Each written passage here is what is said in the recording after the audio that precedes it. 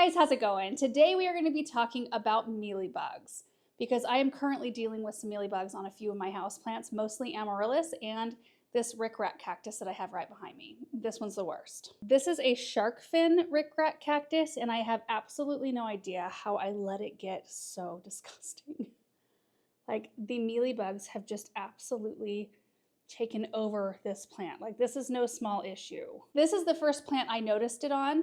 And of course I freaked out and had to check all my other houseplants and I only saw mealybugs on my amaryllis in here, and it's just a small amount, thank goodness. The ones right here on this table, I did pop up a temporary shade because the sun is bright today so that we could see things a little bit better. But if we come in here, you can see just a few little ones on the leaves. This one, yeah, I'll fully inspect all these plants, but like I don't see much of anything on this one. I'm still gonna treat it.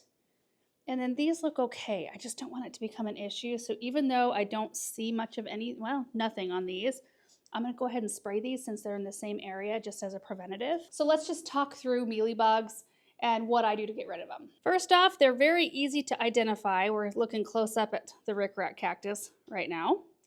They are a soft-bodied insect, light gray in color, white hairs on them, and then they form kind of this cottony material around their bodies. And they're sap-sucking insects, much like a spider mite, where they sit on the leaf of your plant and suck the sap out of the leaves, which when they're in the beginning stages of starting to get on your plant, it's not as big of a deal. But if you let it go, like if I was to let this go, they could eventually kill this plant. You'll usually see them starting around the base of plants and then moving outward. They don't move very fast, but they lay eggs pretty quickly and they form little colonies. It's just the grossest thing. Ugh. Now, spraying your plant with an insecticide, which I do have 3 examples of some organic sprays to use, are not my first go-to.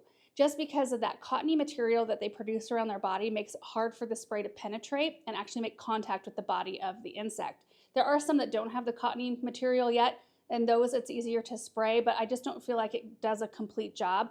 Plus, they're so gross and messy looking on the plant that I feel like a good cleanup of the plant is in order first, and then we spray after as more of a preventative and or spraying stuff that maybe we can't see. So 2 different ways of cleaning up the mealybugs. You can use rubbing alcohol with a Q-tip or a rag or something like that, and you can wipe off all of the mealybugs that you see, which is a great thing to do if the infestation is small. If you've got a huge problem, it's better just to put the whole plant down in a tub or a sink and just give it a thorough wash. Use like the jet spray to get in cracks and crevices. That's where they like to hang out the most.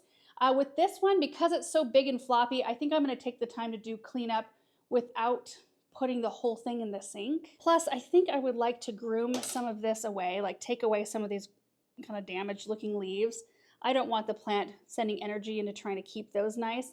So let's groom off the main bad looking ones, and then we will clean up with rubbing alcohol the rest that we can see. This is going to take care of a lot of our problem right from the gate. And I'm gonna put these straight in the garbage, not into any kind of compost pile. Not that we have one, but you know what I mean. We don't want to perpetuate the problem and make it bigger.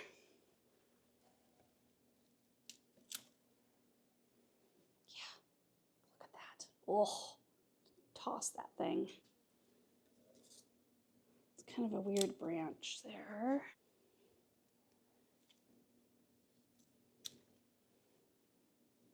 Keep in mind that if you are clipping off leaves with this bad of a problem, clean your clippers too after you're done with it. Something that sometimes I forget to do.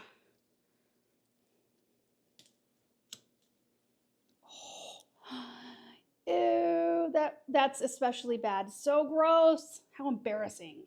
Like, right? I shouldn't have plants that look this bad.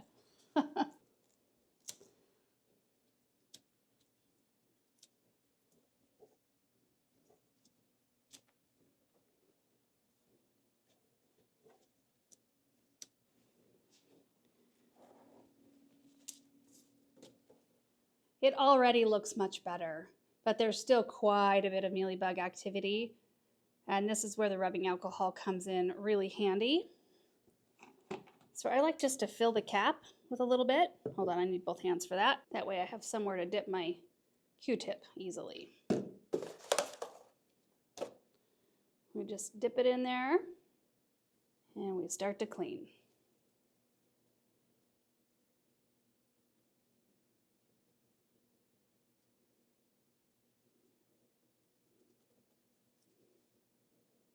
Make sure to get underneath. Look at all those.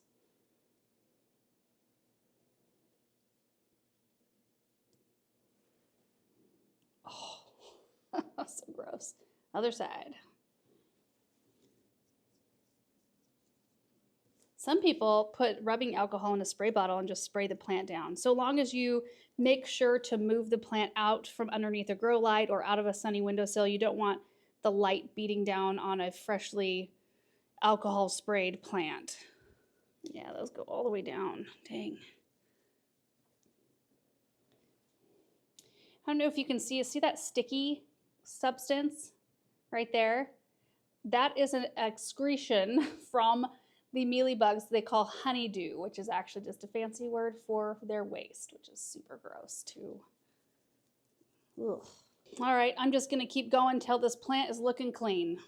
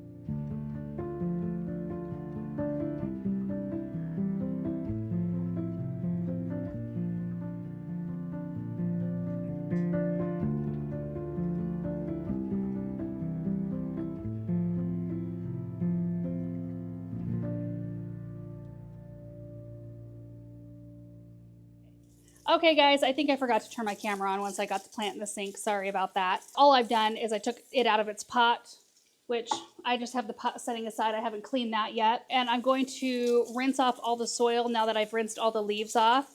I feel like this plant is already refreshed by this treatment. So I'm just going to work all the soil off real quick. That way we remove that top layer, especially where the eggs and larvae might be. And I've got the strainer in the sink, so it'll hold the soil up in here. It won't go down the drain, just the water. If any mealy bugs survive this, I will be shocked.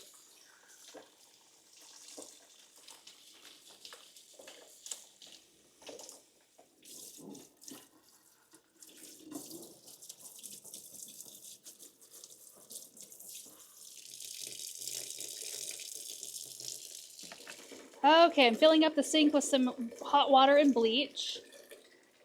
So I'm just gonna dunk my pot in here and start scrubbing. Once that's clean, I can put the plant back in the pot so I can get the saucer clean as well.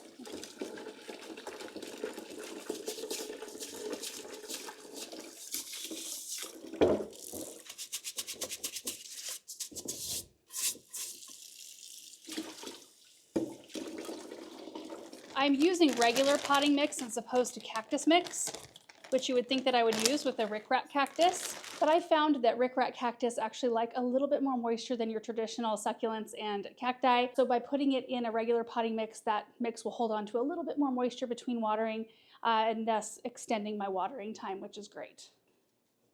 Okay, let's make up a little well here. I didn't get all the soil off the root ball, but I got a lot of it. And the most important part is that top 1 to 2 inches of soil. Okay, it's gonna be messy. Oh, perfect. Okay. Oh, there's our little spider friend. Come on, I don't want you to get stuck in here. Very cute. It's probably freaked out right now. Here, why don't you go right here onto the board? There we go. Now we just need to make sure that there's soil all the way around the root ball.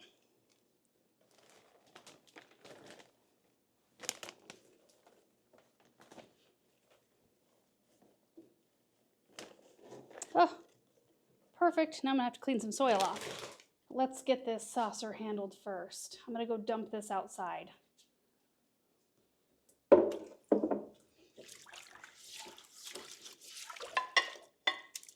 Oh yeah, you guys see that? There's like little remnants. I don't know if they're actual, I don't see actual bugs, but there could be eggs in there. So make sure to get top, bottom, sides, all of it.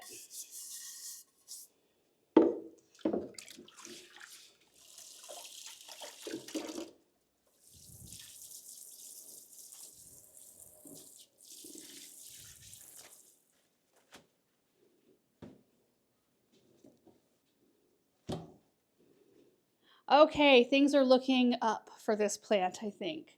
So groomed, cleaned of the mealy bugs, fresh soil, sanitized pot. The last thing that we can do for this plant to try to prevent any further infestation is to spray it preventatively. I brought a few options in. These are all organic options. So we've got a neem oil. Insecticidal soap is probably your softest approach, I guess. And then we've got the Captain Jack's Dead Bug. And because I did a pretty thorough job cleaning, I'm gonna go with the soft approach here. And what I like to do is just get in there, and I'll do it with 2 hands here in a second, so I can make sure to get the soil surface. And then I'll lift each leaf up and get the underside of the leaf, top side of the leaf, all of that. So here we go, top to bottom. Oh, this plant is so fragile. It wants to snap every time I lift up a leaf, so I have to be very careful. So spraying the plant and the soil surface is something you would probably want to do 2 to 3 more times a week apart from one another. That way you can hit anything that might reemerge, or you can do the Q-tip method, either way. This just has a little bit more residual than the Q-tip method. That looks great.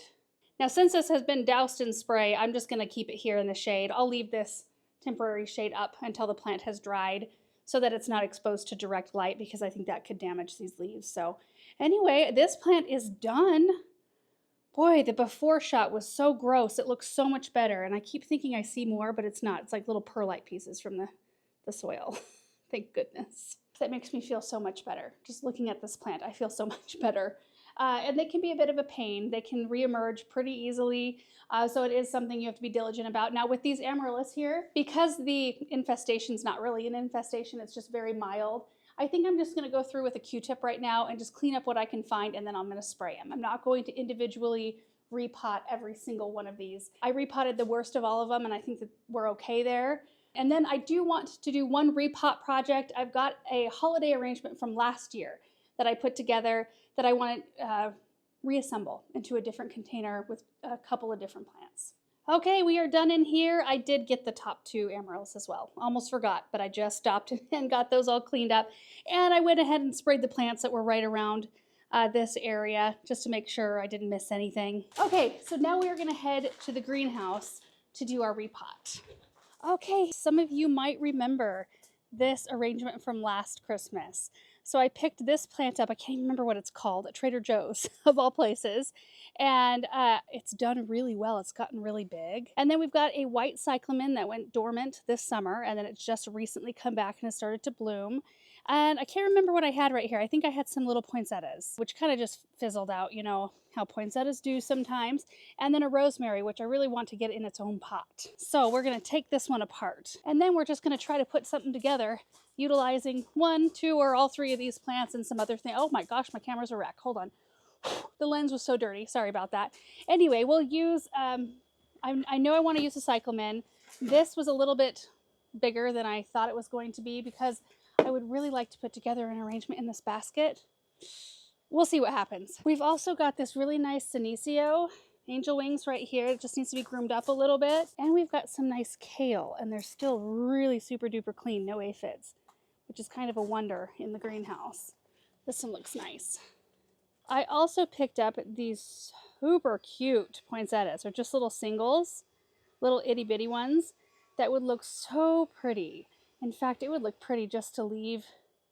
Maybe we don't do a basket arrangement. Maybe we just get the rosemary out, tuck in a poinsettia, and then put something different in here. What could we put in there? I don't know. Let me just get into this project. We'll see how it goes. Okay, the first thing we need to do is take this one apart. So I think let's just clear the space here. Have a little drink of tea.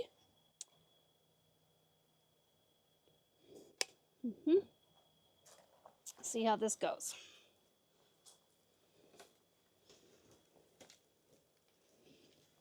Easy. This is such a pretty pot. Okay, now we can see the container from the rosemary side, and that's really the only one I kind of want to get out at this point. I'm just going to use my knife here. I'm going to cut it out.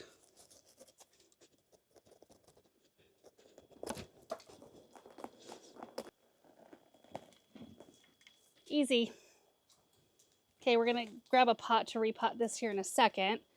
I think what I want to do is just slide this back down in the original pot.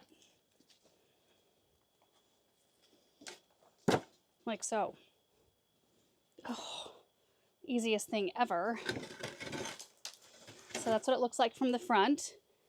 I am going to cut out a little bit more so we can pop our poinsettia in.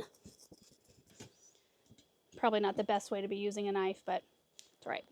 I know how to sharpen them. And then last year what I did, these have a little paper. It's kind of like a fuzzy, it's almost like material coming out the bottom, and that's the water wick. Poinsettias typically don't like as much water. It's like I have to get the cyclamen here.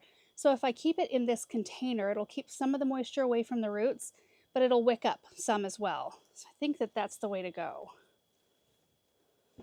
And that allows us to get a little bit more height should we want to do that. Let's find something for the back here. I thought I had a little evergreen around here somewhere. I'm going to trim some of this off too. That might change my mind here.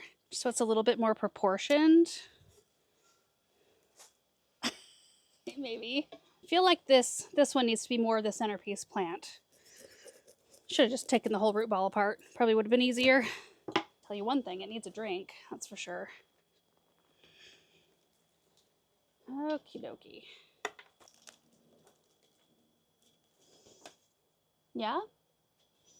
Definitely has a backside to it. What if we did leftover from fall arrangements? Oh, that's pretty. Yeah. And this right here is usually the fate of all the arrangements that I put together. I always talk about how in mixed arrangements that I put together that are very tight, you can usually get about a year out of them, which this one we've had a year out of it, before you have to take it apart and do something different or pop a plant out here or there to give everything else more space. I think about a few like pussy willow branches, maybe not that long. These are left over from our amaryllis project the other day. I had a couple. I can go out and get a few more if we like the look. Do we want another one right here?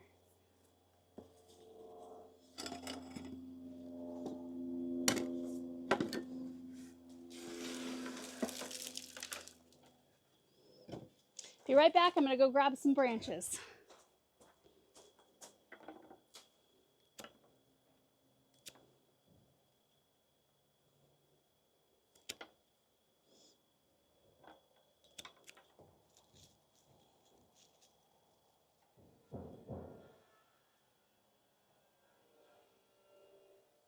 I think it looks so cute. And the branches, I could take or leave the branches, honestly. I'll leave them in for now since I went out and went to the trouble of cutting them, but I think it turned out so gorgeous. Oh, and I love that I was able to use 2 of the plants from last year's arrangement. So now I'm going to go ahead and repot this rosemary into this container right here. I think the rosemary is probably the most water-hungry plant out of all of these. As a houseplant anyway, I've just noticed through the years taking care of them, if I don't water them all the time, they start to brown and crisp up and dry. If I keep them really kind of on the moist side, they stay very nice and happy. So it's still a really nice plant, and I think it'll do better not competing with others, and I can give it water all on its own and give it more. I was trying to meter it so that I didn't kill this plant, and that probably led to this one not looking quite as prime.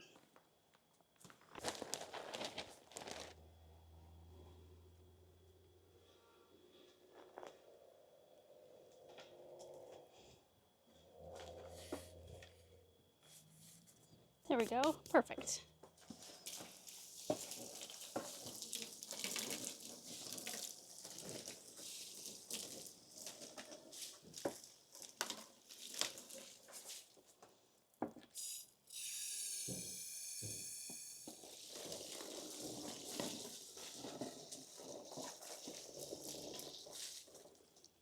And they're done, watered in. Rosemary should be super happy. I'm really glad to see it in its own container now.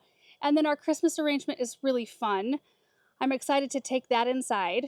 We'll be able to enjoy it for this season. And then we've got one more poinsettia to tuck into an arrangement. Isn't that so sweet? I love it. And you guys, that is going to do it for our projects today. Hopefully the mealybug crisis is under control. I'll be keeping a very sharp eye on all of those plants and the surrounding plants that were around them to make sure that nothing else surfaces. And then this is always fun when we can kind of repurpose plants and kind of shuffle things around and make something new. So I hope you guys enjoyed this video. I hope it was helpful, and we will see you in the next one. Bye.